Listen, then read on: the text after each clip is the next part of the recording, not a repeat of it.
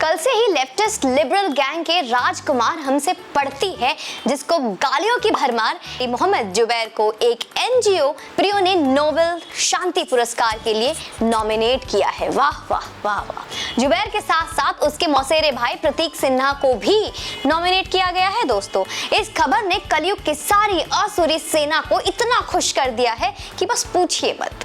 Social media का हर liberal इस बात की मुनादी पिटवा रहा है कि जाओ घोषणा कर दो कि नवरात्र के बाद प्रभु श्री राम राज्य को वापस लौट गए हैं, राम राज्य स्थापित हो गया है और सत्य अब असत्य से हारेगा नहीं। जुबैर सत्य है और सनातन संस्कृति की रक्षा के लिए जितने भी लगे हुए लोग हैं वो असत्य हैं। जुबैर का मजहब सत्य है और बाकी सब असत्य है। खबर के बाहर आने के समय देखिए, 6 अक्टूबर यानी कि विजयदशमी के ठीक एक दिन बाद ये खबर आता है। जुबैर के शुभचिंतकों तक यह खबर टाइम्स मैगजीन के एक आर्टिकल से पहुंची, जिसमें वह अपनी पसंदीदा लिस्ट साझा कर रही थी। जुबैर और प्रतीक सिन्हा के नाम को जस्टिफाई करते हुए आर्टिकल में लिखा गया कि भारत में मुस्लिमों के खिलाफ भारत की हिंदूवादी सरकार जो अत्याचार कर रही है, जुबैर और उसके साथी प्रतीक लगातार उसकी खबरें बाहर ला रहे हैं। वो वायरल न्यूज का फैक्ट चेक भी कर रहे हैं। कितना काम करते हैं। और इस खबर में हम कुछ भी अलग बोले उससे पहले आपको इस आर्टिकल का फैक्ट बता देते हैं। इस आर्टिकल का फैक्ट क्या है दोस्तों, ये जानना आपके लिए बहुत आवश्यक हो जाता है। इस आर्टिकल का फैक्ट ये है कि आर्टिकल फैक्टलेस है।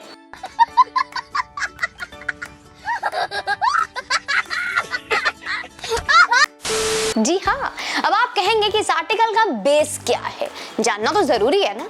तो हम कहेंगे बहुत बहुत इंपॉर्टेंट है, जानना चाहिए आपको, क्योंकि ये आर्टिकल बेसलेस है।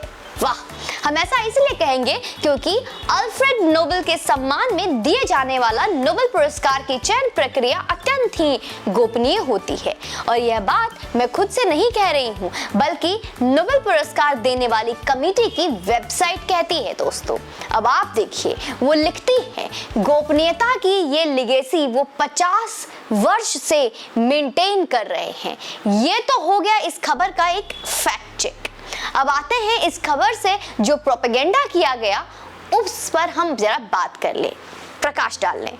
जैसा कि हमने आपको बताया कि प्रियो नाम की एनजीओ है जिसने ये नॉमिनेशन किया है और प्रियो की फंडिंग होती है जॉर्ज सोरोस से। और सोरोस के बारे में हम जानते हैं कि भारत में अजीम प्रेमजी फाउंडेशन के साथ हाथ में हाथ मिलाकर यह काम करते आ रही है वर्षों से।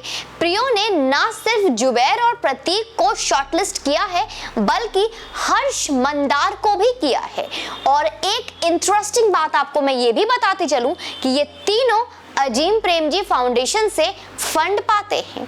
अजीम प्रेमजी की संस्था IPS MS सारे लेफ्टिस्ट मीडिया चैनल और फ्रीलांसर्स को फंड करती है। ये मैंने आपको बस उस नेक्सस के बारे में बताने के लिए रिसर्च किया, ताकि अब आप समझे कि जुबैर और प्रतीक को ही क्यों ये इतना बड़ा अवार्ड दिया जा रहा है।